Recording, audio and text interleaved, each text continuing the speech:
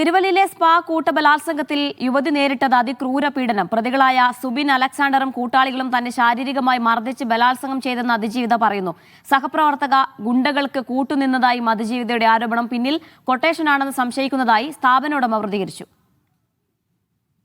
ഗുണ്ടാപിരിവ് ആവശ്യപ്പെട്ട് സ്പായിലെത്തിയ 6 അംഗ സംഘം സ്പാ ജീവനക്കാരിയെ അതിക്രൂരമായാണ് പീഡിപ്പിച്ചത്. മർദ്ദിച്ച ശേഷം റൂമിലേക്ക് വലിച്ചുകൊണ്ടുപോയി കഴുത്തിൽ കത്തിവെച്ച് ബലാത്സംഗം ചെയ്തെന്ന് അതിജീവിത. എന്നോട് പറഞ്ഞു ഡ്രസ്സെല്ലാം അഴിക്കാൻ പറഞ്ഞു. തൊട്ടക്കുഴിയിൽ ഇങ്ങനെ കത്തി കുത്തി വെച്ചിരിക്കുക. ഞാൻ പെട്ടെന്ന് തന്നെ എന്റെ ഇട്ടിരുന്ന ആ റോസ് കളറിന്റെ ചുരിദാർ പെട്ടെന്ന് ഞാൻ തന്നെ ഊരി. എന്നിട്ട് അവനും അവന്റെ ഡ്രസ്സ് ഊരി എന്നെ ക്രൂരമായെന്ന് പറഞ്ഞാൽ എനിക്ക് ഇപ്പോഴും ഇൻഫെക്ഷനും കാര്യങ്ങളും ശരീരം വേദനയും. അപ്പൊ തന്നെ അവൻ ഫോണിൽ സെൽഫി എടുത്തു, ഡ്രസ്സൊന്നും ഇല്ലാത്ത സെൽഫി എടുത്തു. എന്നിട്ട് എന്നോട് പറഞ്ഞു, നീ നിന്റെ സാറിനെ കൊണ്ട് 3 ലക്ഷം രൂപ ഇടിയിച്ചില്ലെങ്കിൽ ഇത് ഇപ്പൊ തന്നെ ലൈവ് ആവുമെന്ന് പറഞ്ഞു. സംഭവത്തിൽ സഹപ്രവർത്തകയെ സംശയിക്കുന്നതായി അതിജീവിത പറഞ്ഞു. ഈ കുട്ടി ഇന്നേ വരെ ഈ സ്പായിൽ വരാൻ തുടങ്ങിയിട്ട് ഞായറാഴ്ച ദിവസം വന്നിട്ടേ ഇല്ല. അന്നത്തെ ദിവസം എന്തിനു വന്നെന്ന് അറിയത്തില്ല. അപ്പൊ എന്നിട്ട് അവൾ അവരോട് പറഞ്ഞ് ഈ സ്പാ ബെഡേ കയറിയിരുന്നു. ഭയങ്കര ചിരിയും കളിയും വർത്താനും.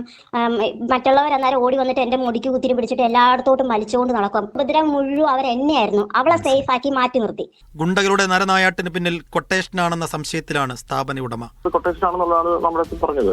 വന്നപ്പോൾ തന്നെ നമ്മുടെ അടുത്ത് കൊട്ടേഷൻ ആണ് എന്നുള്ളതാണ് പറഞ്ഞത്. ഡോറ് ഫുള്ള് ക്ലോസ് ചെയ്തിട്ടാണ് ഫസ്റ്റ് 1ാം നില വെച്ചിട്ടാണ് ഈ സംഭവം.